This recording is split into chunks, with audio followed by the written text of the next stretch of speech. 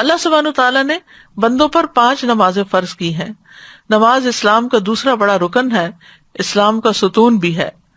اس دین کی بنیاد اسلام ہے، تو جو اسلام لایا وہ سلامت رہا، اور اس کا ستون نماز ہے. تو نماز جو ہے وہ الصلاۃ عماد الدین، یعنی دین کی بنیاد ہے، ستون ہے. اور اگر کسی عمارت سے ستون ہے اس کا نکال لیا جائے تو عمارت قائم نہیں رہتی. نماز چھوڑنے کو کفر قرار دیا گیا.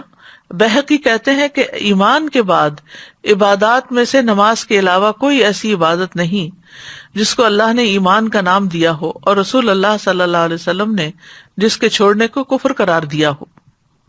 نماز اعمال میں سب سے بہترین عمل ہے.